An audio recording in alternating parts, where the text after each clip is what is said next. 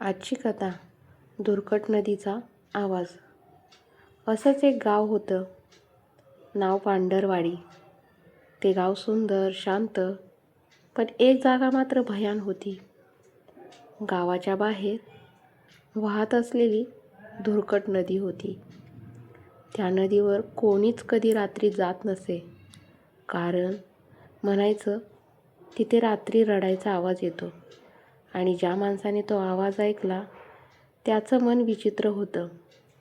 तो त्या आवाजाच्या मागे जात असे आणि परत कधीच नसायचा. गावात एक मुलगा होता. त्याचं नाव होतं समीर. त्याला या गोष्टी फाजील वाटायच्या. अरे, भूत कसं येणार, आवाज कसा येणार, असं म्हणत तो मित्रांना छेडायचा.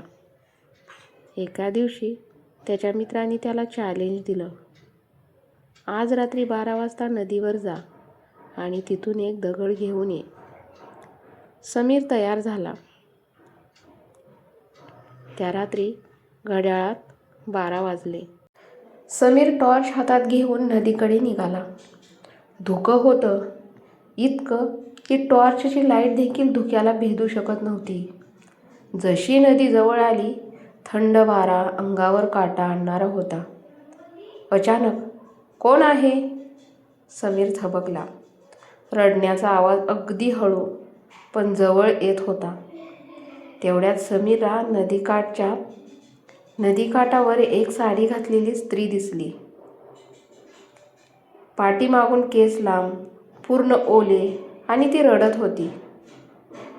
समीरनं विचारलं, काय झालं, तुम्ही ठीक आहात का? ती हळूच वळाली आणि समीरचा आवाज घशातच अडकला. तिच्या चेहऱ्यावर डोळे नव्हते, फक्त काळी पोकळी. ती म्हणाली, परत आलास? समीर मागे सरकू लागला. अचानक त्या स्त्रीचा आवाज बदलला, भारी दणदणीत. ज्याने माझा आवाज ऐकला तो माझ्या वेदना पूर्ण करेपर्यंत इथून जाऊ शकत नाही.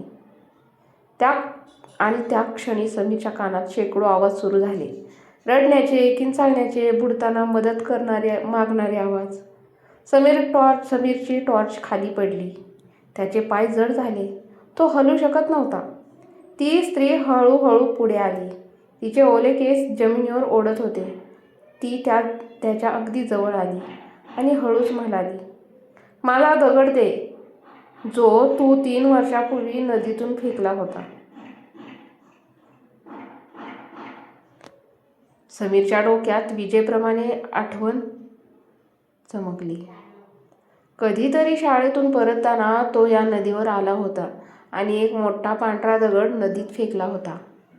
त्या क्षणी ती स्त्री ओरडली, तो दगड माझ्या समाधीचा होता. समीर घाबरला आणि नदीत उडी मारली. त्याचा आवाज ऐकून गावकरी धावत आले, पण नदी शांत होती, धुके शांत होते आणि समीर गायब.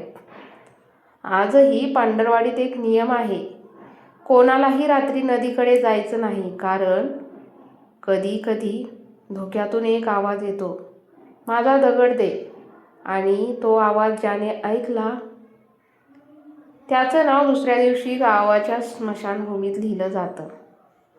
तर मित्रांनो, कशी वाटली आजची कथा नक्की सांगा आणि अशाच नवीन कथेसह आपण भेटणार आहोत रोज.